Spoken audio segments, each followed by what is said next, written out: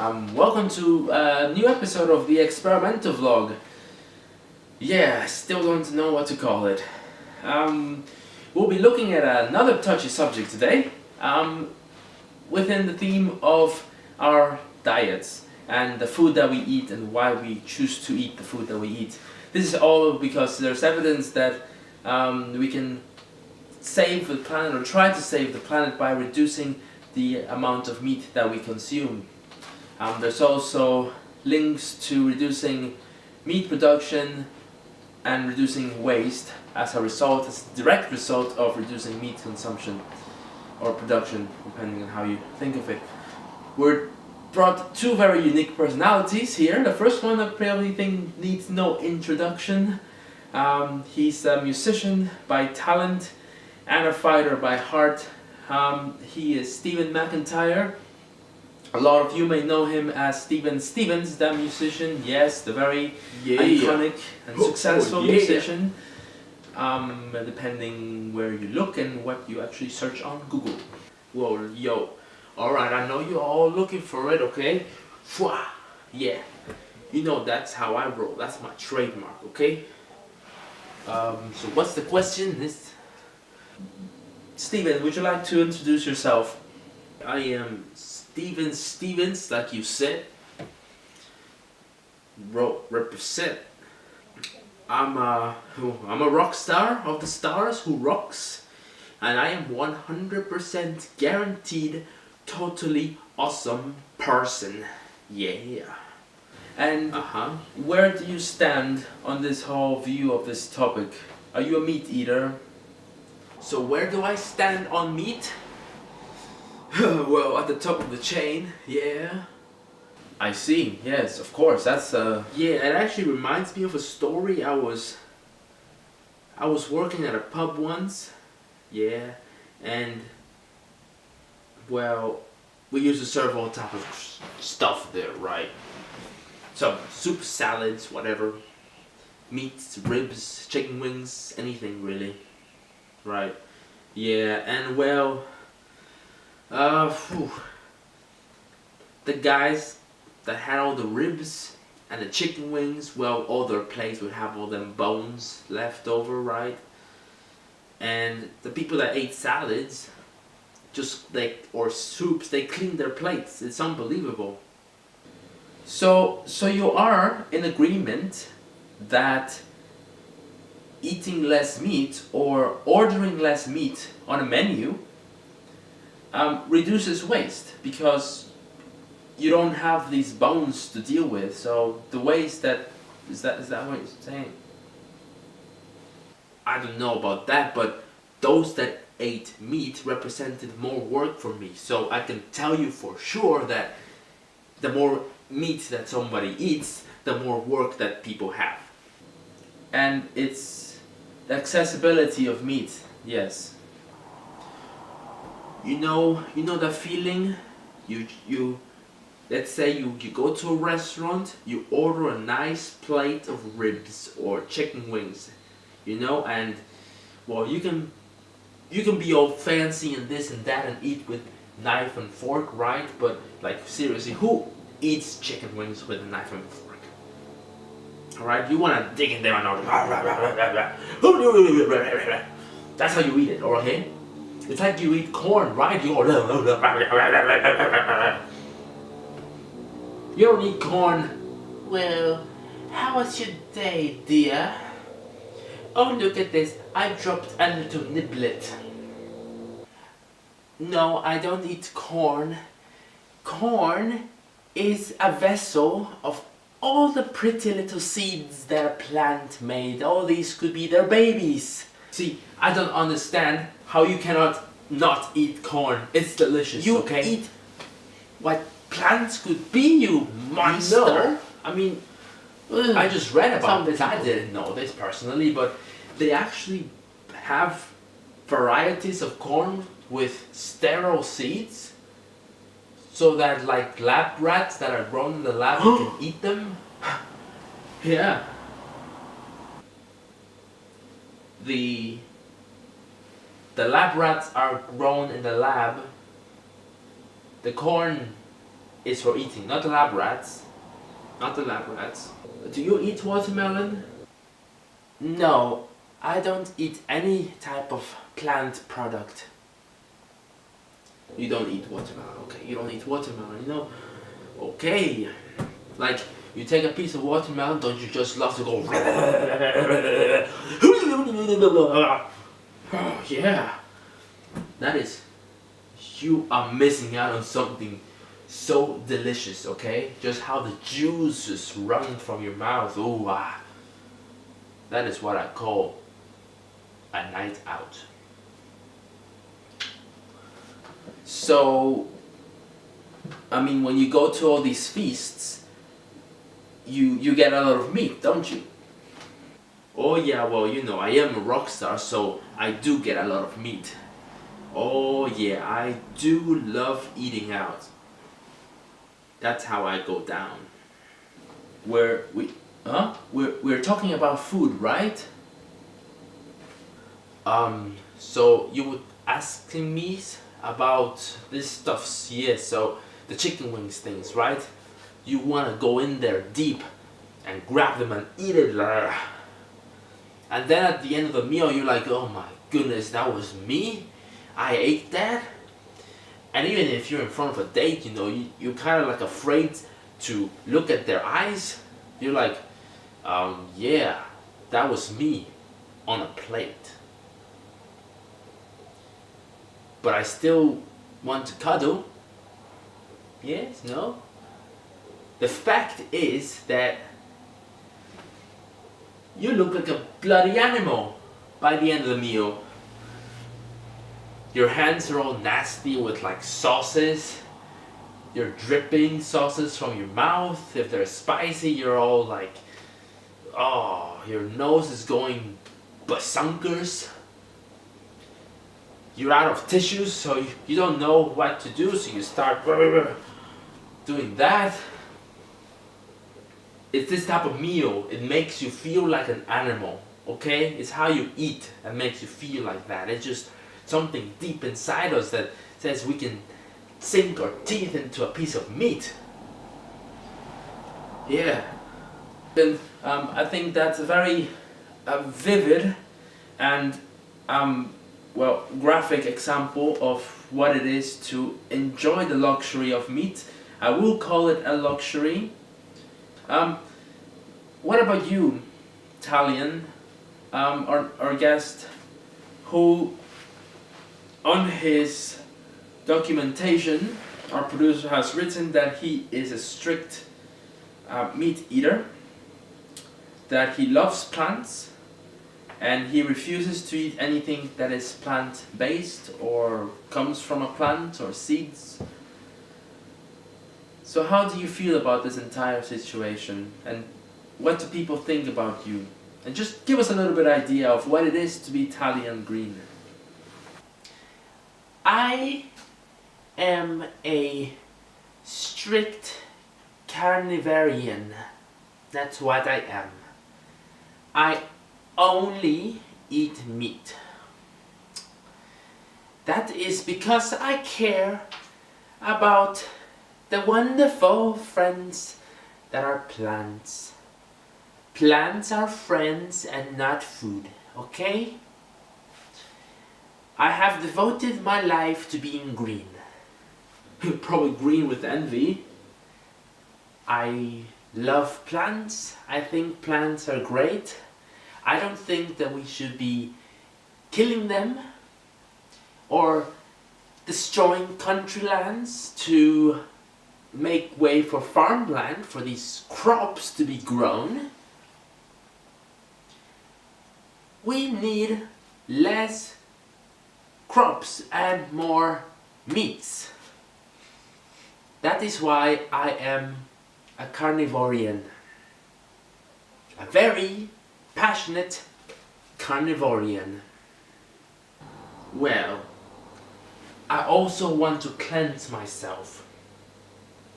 Because I think as a holistic person, I need to find myself and, you know, find that Kurt Cobain in all of us. Oh, yeah, it's so easy for you to say that. Oh, when I don't eat meat, I can go eat plants. Of course you can eat plants, but plants give us the air that we need. Oh, well, we got Bulbasaur over here trying to think, well, he's so planty and all that, looking so green. They provide shelter for all these cute little fluffy little animals or badgers. What? Are you one of those badger haters, you selfish, egotistical musician? Huh. Yeah. I used to hang a lot with hippies. That's how I sort of got to know myself a little bit better. All of me's. You can have a chat with them that would last hours and hours and feel like it was actually a 2-minute talk. Actually, no, it's probably the other way around. It was about like 5 minutes, but you feel like it was hours and hours. But anyway, it was great that time. And there was a time when you can find hippies everywhere, You would leave the door open to your house and bam, you would have 50 hippies. And you would know they're hippies because they would all be in a circle, in a carpet, in the living room. And there's one guy with a guitar. And then like 30 girls around him. And that's if you can actually see because there will be smoke all over the room. Yeah, those were good times. But living with the hippies, yeah. And then, if you're not living them, you throw a coin and then you can find one. Those were the times, yeah. You can find one in libraries, in the subway, in restrooms, hanging from the chandeliers with their tie-dye shirts and sunglasses and peace signs. Oh man, those were times. And there's 3 things that I learned from the hippies that really taught me an importance of my life right now. Oh man, you gotta listen to this, man. One, well, I learned this one the hard way actually, that after a couple weeks they actually start to smell. If you're out in the woods, in campfires, and we go on these find ourselves weekends, well, after a week or so, yeah. 2, eating healthily brings to a much healthier mind. Yes. And 3,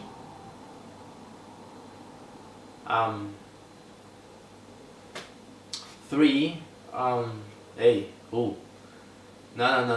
I always forget number 3. I think that comes with living with hippies. Yeah. I do not like hippies, no. I too lived with hippies. But hippies do hippies do 2 things that I really do not like and I totally disapprove. One of them is that they eat plants and I cannot deal with that. They eat a lot of plants. And the second one, and this is the most savage of them all, they burn and they smoke plants. That is savage. Do you want to add anything to the discussion? We have a lot of people out there who are taking these beautiful countrysides that are green and spectacular, and what do? They destroy it. They take these giant machines, giant turbines, wind turbines, they put them in here, they bring concrete into countryland, okay?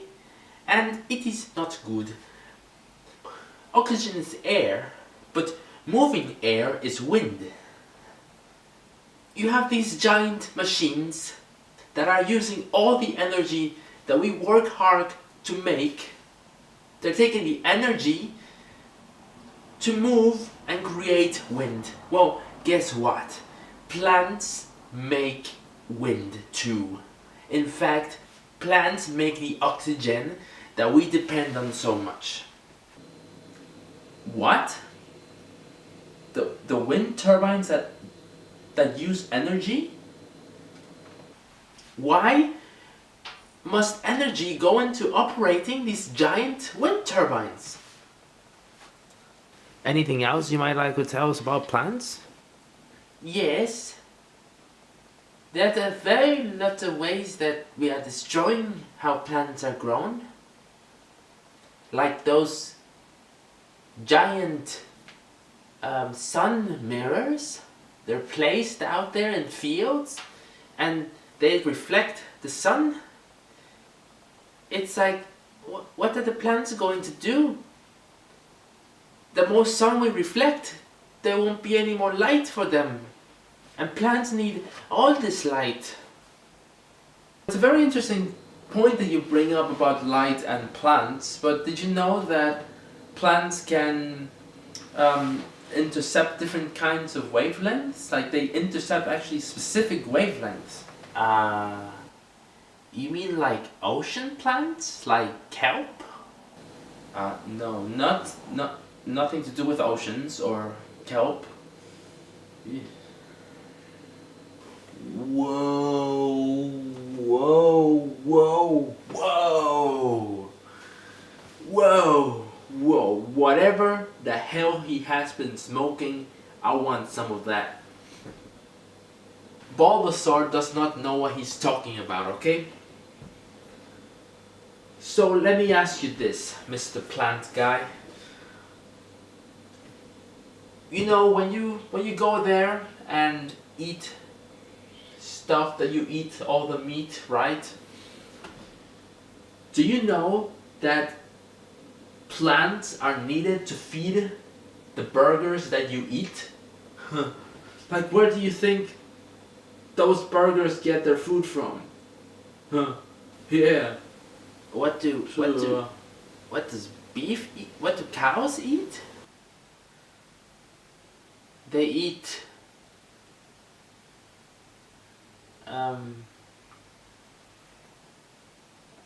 hay.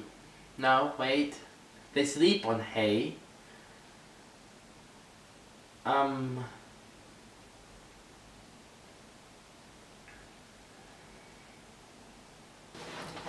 I think we'll wrap it up here. I mean, you,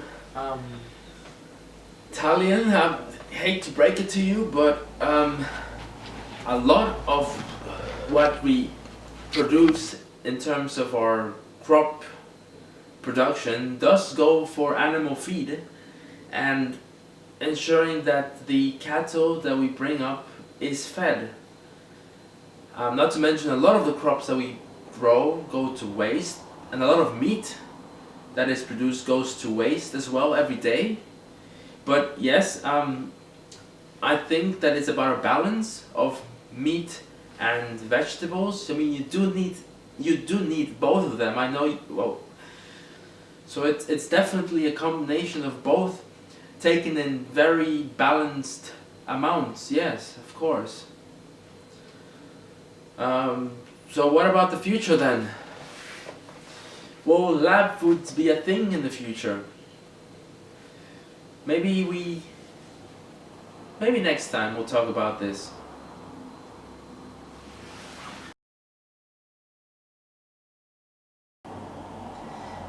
I wrote a song about plants because I love them so much. And I want the whole world to understand how important plants are. And we mustn't hurt them. I just need to make sure the cameras get my best angles. Yes, thank you. Let's see. Thank you very much, everybody. No, that is not right. Oh, plants, plants, why you so hard to understand? You fall down from the sky like a gift from everyone that wants to cry. Oh, I don't want to die. Plants, oh, why are you so hard to understand? You grab me by my hand and say you don't want to let go of me because you love me so much. I want to be your friend and you just want me to be free. Plants, plants, oh why are you so hard to understand? Stand by me and feel my pain as I talk to you people that don't like to explain why you don't like to eat meat. And instead you go and eat our beautiful little plants that grow out there on the street. Plants, plants, oh why are you so hard to understand? I just want you to understand. Oh yeah. That was not a song, by the way. No. Okay, let me start again, okay? Oh wait. I was in verse number 5. Plants, plants, why are you so hard to understand? You make me want to grab your hands. But you don't like me and I don't like you either. You want to cry with me or you don't want to be a hero. No? How about this?